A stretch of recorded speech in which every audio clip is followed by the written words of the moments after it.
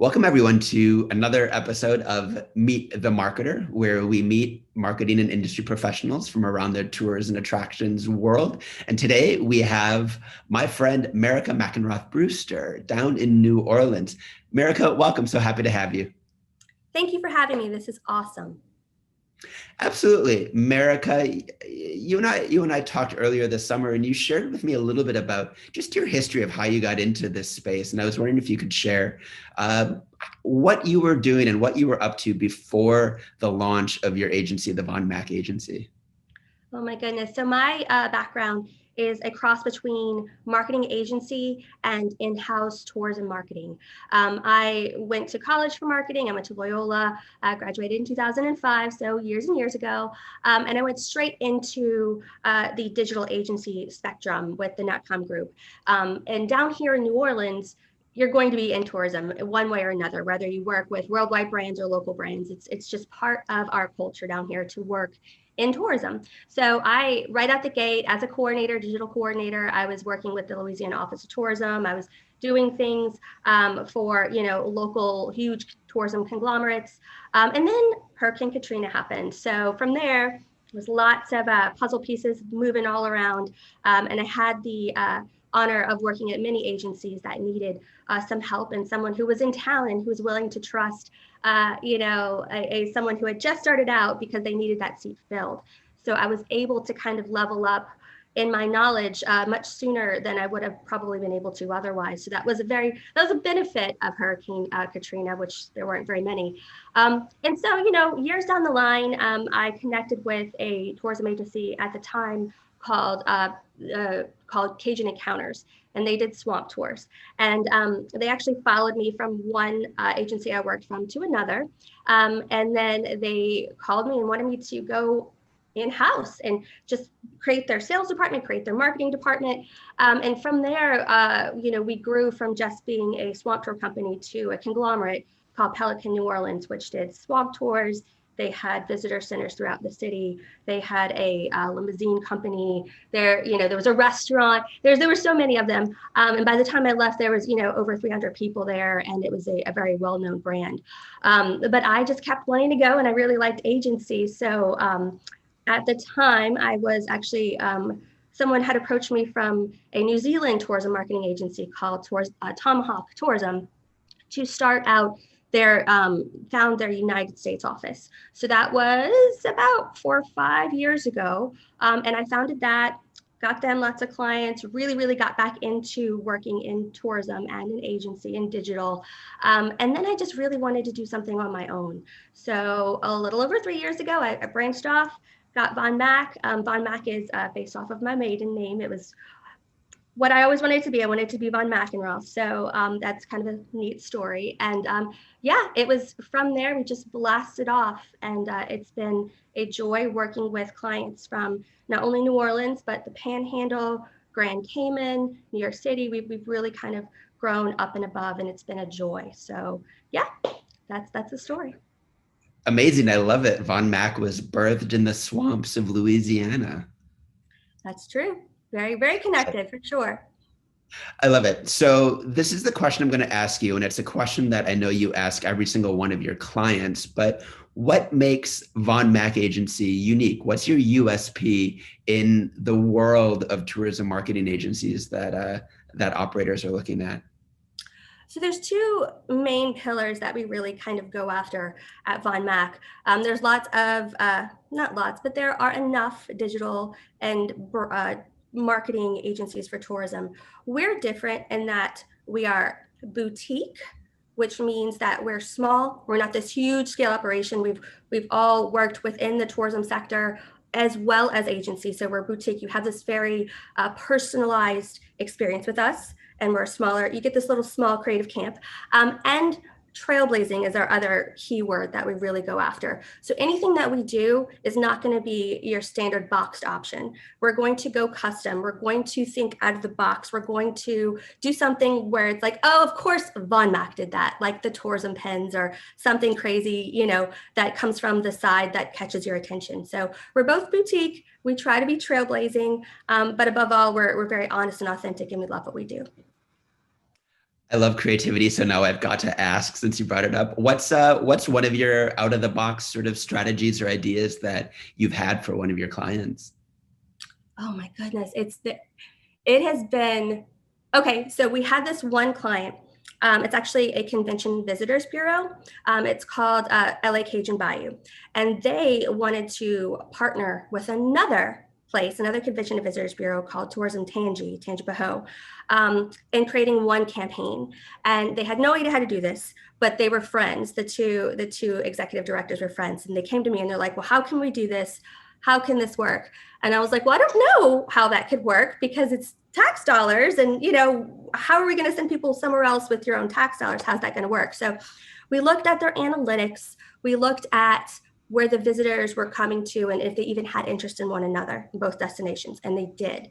So what we came up with was a digital campaign called Explore More, and it was a crossover on both of their digital accounts, based in YouTube. So basically, Tourism Tangi, they have Renaissance Fair. They're out in the country. They have a lot of really fantastical, beautiful, but northern Louisiana types of things that you would expect to see. Down in the swamps was Cajun Bayou. So that's Cajun, that's, getting dirty. So what we did was we did a video, and it was actually kind of funny, where the executive director of Tourism Tangi came and sat down with the executive director of Cajun Bayou, and she was dressed in full regalia, just this Renaissance regalia. And he was like, "What are you doing?" And the record broke, like, so everyone stopped. We made it so that was the intro on the screen, like, okay, what is this? And it definitely was big in the industry because it was like, here's Carla and here's Tim. Like, what are they doing? And she's like, "Well, didn't you know?" And he's like, "Well, didn't you know?" And there was this big Explore More thing where it's like, you didn't even know what you're sitting in right now. This is an amazing, worldwide restaurant. So we ran that on both of their feeds with a sweepstakes that was combined for both of them. And the landing page for each of them were mirrored landing pages, which basically said, "Okay, enter here. This is what you can do in my area." And at the very bottom, "Okay, when you're done seeing my area, go see this other place, go explore more." So what it was doing was telling people to get out in general, get out in your backyard. And then when you're done, go over here as well.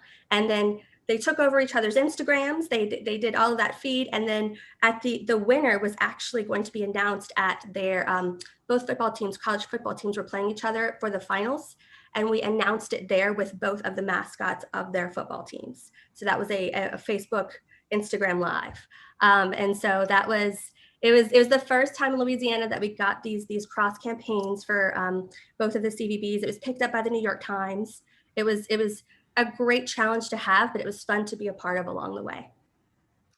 That's super cool for a couple of reasons. One, I love the interface of in-person and reality with digital marketing. It sounds like it wasn't just a digital campaign, but it also had tie-ins with what was happening in the world at football games. And I think one thing that always strikes me about you is, with your marketing background, you have a lot of thoughts about the world and not just digital marketing. And do you think people focus too much on digital marketing, or do you think there's interactions or more interface that operators could be having with the way in which they, market in the real world versus online? What are your thoughts on that? I think digital marketing is the leader for good reason, because that's where really the bread and butter is in terms of your value of your dollar, especially in tourism, particularly, right? You want it's the cheapest. It has the least overhead. You can change what you're doing on a dime, based off of statistics, as we know. But I do think, and I strongly believe that we see the forest for the grass, or whatever I forget what it is, but you basically need to make sure that you have the foundation correct. And I think that people don't spend a lot of time on that. They need to make sure that their brand is correct, that their unique selling proposition is strong, that their brand is the same across all mediums before they even get in a digital. And I don't see a lot of people talking about that. And I think that really leads to the success of a campaign, whether it's digital or beyond. And I will tell you that, print is not dead. Right now with COVID, people aren't really touching brochures. But prior to that, and I would very, very much venture to guess after that, brochures are going to come back, because particularly if you cater to an older audience or an older demographic, like we do in New Orleans, where it's, the boomers, people like to have something in their hand. They like to have those maps. And I don't necessarily think that that's going to go away, because even when I travel, I go and collect all the brochures as well. And then when you go to B2B and you go to the trade shows, they also like to have those one sheets. So, I wouldn't venture too much into anything outside of digital unless your budget allows it. But first and foremost, just make sure you have what your directive is straight, and spend much more time on that than anything you would do in terms of the little tiny technicalities in SEO. Because if you don't have that foundation, you're just going to be losing any type of conversion that you could have.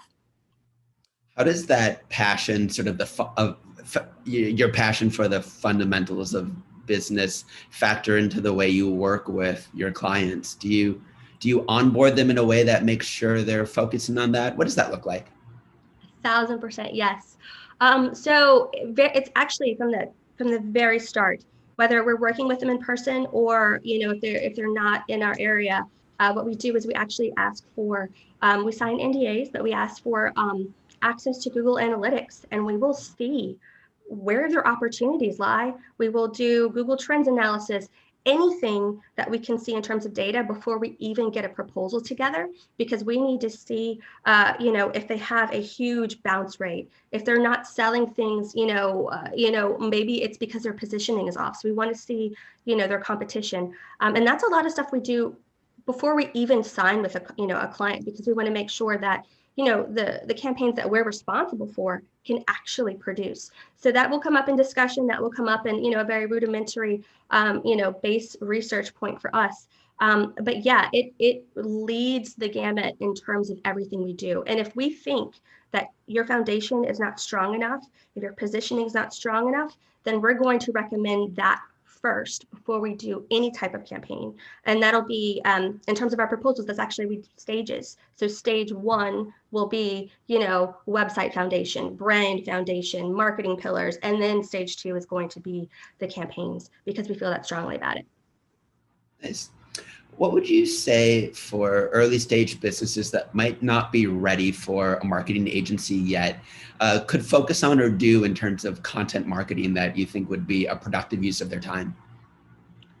Well, I mean, if it's content marketing, then I believe it's in terms of getting in touch with what the market is looking for, right? So, if you're starting off, one quick tip I like to tell people to do is, if they get the same question over and over again in their email, then, make sure that I like to tell people to create a folder of sent emails that could be blogs.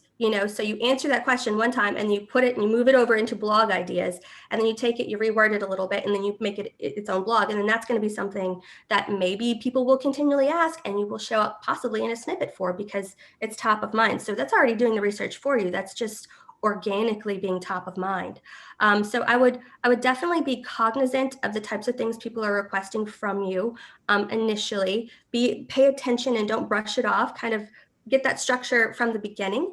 And then also I would be out and about, and I would make sure to document as much as I can. If you are out there and you have the ability to go behind the scenes in something that someone else can't, or something that you think is really interesting, then document it. Take a video, write it in the notes of your phone, because that's part of your brand that you are forming. So yeah. That's really interesting.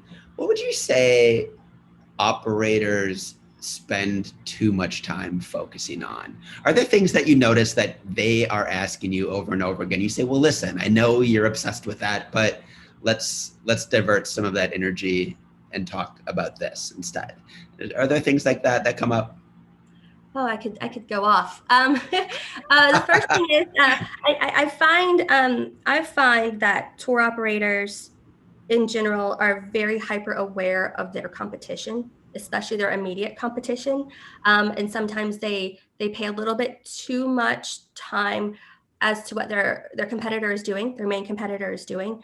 Because I mean, I'll tell you, whether, if Joe Schmo is my main competitor, that doesn't mean what he's doing is going to help my company by doing the same thing. It doesn't, he's just trying stuff out too. Everyone's just trying, that's what entrepreneurs do. So, be aware of it, but don't let it lead you in what you're doing organizationally or logistically for your company, for sure. I'll also say they're very, very mindful of where they are in rankings organically or with paid search. And paid search especially, that there's a million reasons not to search for your own name or your own ads and then click on it, especially because it'll just skew the results. So that's something we kind of repeatedly have to go back and just say, let's look at these reports together. Let's look at what this means, because Google is its own monster. So we want to make sure that we're feeding it the information that we want to feed it, and not going around the gate and kind of skewing the types of things we're trying to produce. Interesting. When okay, flip side of that question, what are some of the things that you see constantly that operators aren't focusing enough on? In other words, blind spots that they often have in their sort of own kind of awareness of their business. I think using promo codes, and also even higher tier, I think that the need to create even if it's a very loose marketing plan, but some sort of plan before they do anything, is definitely going to help. We've partnered with some people where historically, or the person prior had just made a lot of purchases. They'll purchase this ad in this magazine. They're going to purchase this package. But there's not one time bind that says, okay, well, we want to increase by 30% in the first quarter. And just just drilling it down and putting on a whiteboard saying, this is my main goal. And this is the timeline I want to get to it, and this is my budget, and just knowing that ahead of time so that you can break it down, I think is paramount in your success, as opposed to kind of running and purchasing things on the go and hoping that, it kind of rolls into one big payoff, one or the other. And I understand that, because I feel like a lot of tour operators are on the go. A lot of them work for themselves, and they're in the business, so they don't have the time to stop and but if you have maybe half a day to just sit down and go, this is what I want, this is how much I can spend, that will pay off far more than kind of just buying on the go.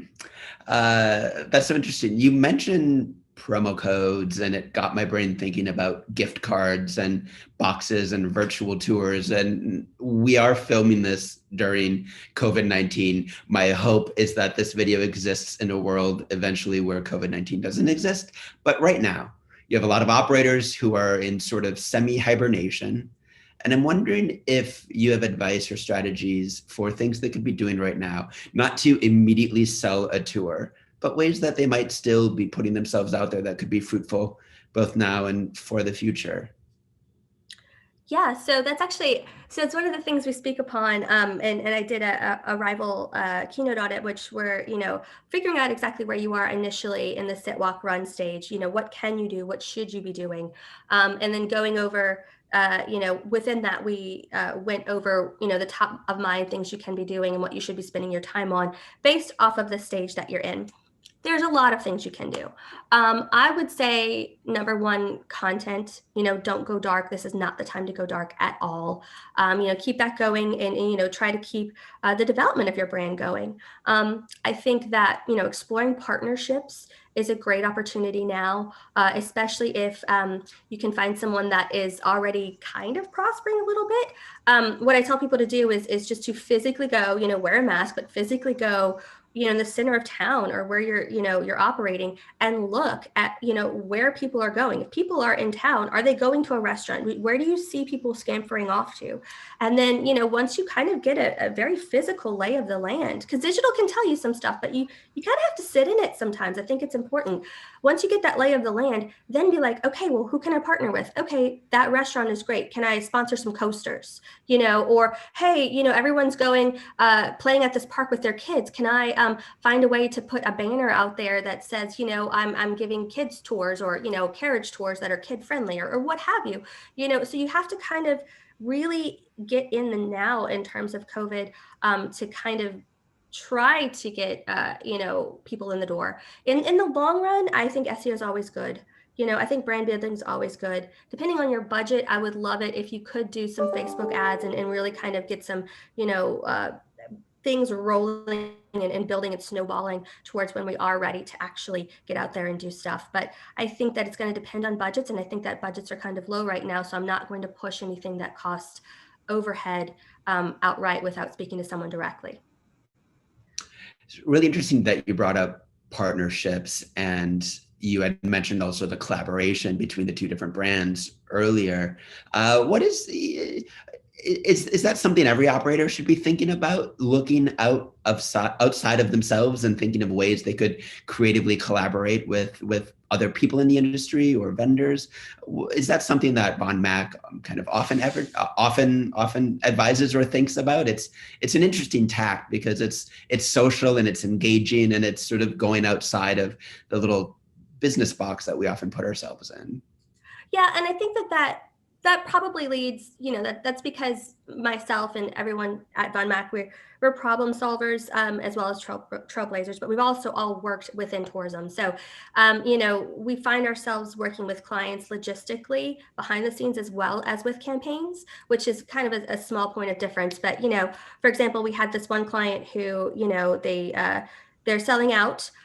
But they have a limited amount of people that they can have on their tour. And, they wanted to know how many people they should hire back on in terms of guides. And so we're like, okay, well, let's do one campaign for him now in person and another one prior to, and then have a 12-hour cutoff so that that these people are going. So it's the logistical stuff. So we know how to market our campaigns and divide them. In terms of partnerships, that's not something that we say right off the bat. It was just something that came up, top of mind in terms of what a person watching this could do on their own. And we tailor what we say, and I tailor what I advise based off of the audience, because there's so much that you can do. I don't think that it is one size fits all. And you can do the same thing with digital. I mean, you can partner on, brand content, putting that out there. You can interview someone else who, can align with your brand and give you better authenticity and a higher level of brand value. It's not just in the now, but it is kind of an easier entry level way to continue working and to continue marketing your brand during COVID. That's great. I didn't mean to put words in your mouth that every operator you work with, you say the same thing to. I think it's just such a valuable way of thinking about who you are as a business in relation to the world. Don't silo yourself, and also don't limit yourself to the ideas that you see on Facebook or in forums or that you've read in the past. This is a young industry, I think, when it comes to the way we look compared to car manufacturers or tried and true ways of doing things over 150 years. Often solutions that are working now are solutions that have worked for a couple of years, and the future is paved with people that are going and trailblazing, like you said. So I like that. I like that word that you keep coming back to. Let me ask you this: as a business owner, as a fairly new business owner, what are some of the lessons that you've learned just personally in kind of growing and running your own enterprise as an entrepreneur? I've learned to be wary of overextending yourself, and being able to turn yourself off is just as important as, your end product. I think it might be because I've worked with, different agencies during crazy times of crisis, and then agencies from, not American soil where, I've seen the difference where people feel like they always have to be on, and that will lead to exhaustion, mental exhaustion, versus just being very active and very, ahead of the game and saying, no, after 7 p.m., I'm off, on this weekend, I'm off in case, case it's an emergency, making sure you have something else in place in case there is an emergency. But, if you set that in place ahead of time, it will help you in the long run, with just having quality of life. Because again, in tourism, I feel like in tourism, we're doing this because we love this and because we believe this. We're not selling toothbrushes.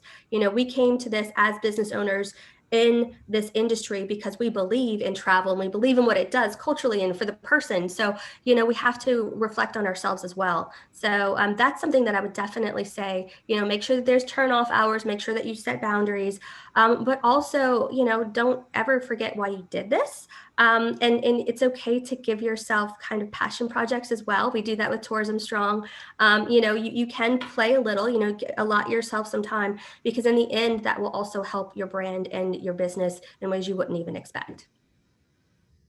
I love that. I also know that you have your little tips and tricks for getting business done, and I'm wondering if you have any advice or any tips for working smarter when you are working in terms of productivity or just organizing. And this is an audience of operators, so what could they do on the back end just to make sure that the hours that they are devoting are productive? So one of the things I love is it's cheap. If it might be free up to 3 accounts. It's called Cyphe, cyfe.com. And I used it when I was in-house, and I use it now. And what it does is it's like you can create a dashboard, and it has widgets for all sorts of things, and it's where you are in the search engines, what your sales are, where in Salesforce, where you are, Google Ads, analytics. You can pull, there's so many things. Social, you can pull it all through, but it's in real time. And I like to have that ahead of time, just kind of set up. I have that for all my clients as well, but to just kind of see where I am beginning of the day, what I need to pay attention to. It kind of gives me sound mind. So I would say one of the first things to do is kind of spend a little bit of time on the front end and setting up a dashboard or setting up something where you just can kind of check it off, make sure you're where you need to be, and then move on to the good stuff. So setting that up is a good one. Making sure that there is always this is a big pro tip, making sure that there is a secondary account user for everything. So we have Von Mack SEO at Gmail. We have a billion of them, but because you never know what's going to get shut down or what you're not able to access. So always, just take the time, create a secondary account.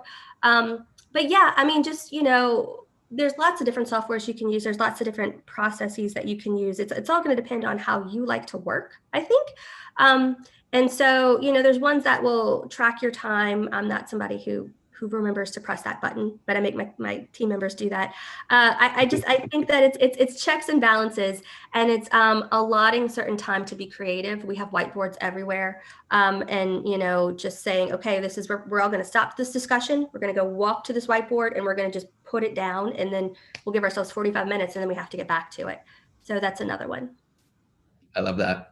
Yeah, that time away from thinking about the problem is so important, because that's often when your brain actually gets down to work and does better thinking than when you're forcing it. I got an email this morning. I'm going to put you on the spot. I got an email this morning from someone who said, okay, I've been growing and collecting my email addresses, but I don't know what to do with them. I'm wondering if I just talked to you about email marketing, and this person, who shall remain nameless, said, do I just make a newsletter? Do I just send out advertisements with discount codes? What can I as an operator do with email when these are maybe even customers that aren't going to come back? And I was wondering if you had any trailblazing or creative thoughts about email.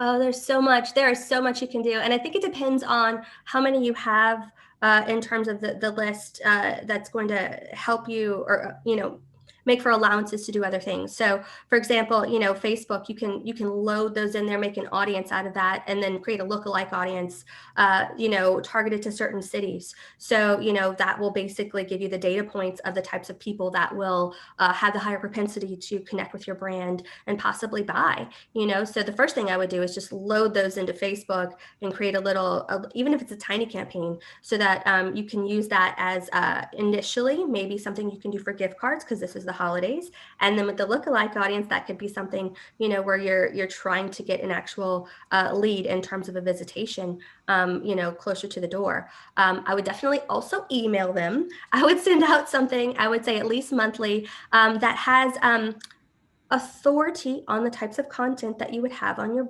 tour, right? Or your tours. So what you want to do is you want to build this authority and make your voice the voice of whatever it is that you do. So if it's cheese, in Wisconsin, then you're gonna, I would send out news about the different things in cheese, did you know, whatever, make it the cheese newsletter, the cheese letter, whatever, and so, whatever you need to do, and at the bottom, you can have like a promo, like cheese-tastic, send it to a friend, whatever, and you never know who that's going to get forwarded to.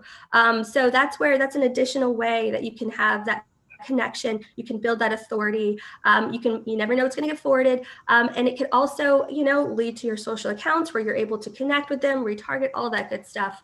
But yeah, I would definitely do a newsletter. I would definitely, use that for targeting. You can use that for targeting in Google Ads as well, and just make sure that you keep your brand running, and it should help in the long run. Well, this has been amazing, from trailblazing to cheese letters. I think you've given our audience, first of all, a fantastic series of tips, but also great insight into you and Von Mack Agency. Is there any last words of wisdom or inspiration or anything that you wanted to say before we say thank you to you? Oh my goodness. Well, thank you to you. Thank you to everybody watching. This is fantastic. I would say that, right now, especially, and if you're a new, tour operator, things seem really hard and things seem really overwhelming. But, if you just keep on and, follow your passion, it's really going to show and it's going to be evident. And there's going to be one day, maybe we'll all be at Arrival and we'll all be able to give each other a hug and say, wow, that's over. That's behind us. Look how far we've come. And I look forward to that. So yeah, thanks again. Amazing. Thank you, Marica. Thank you.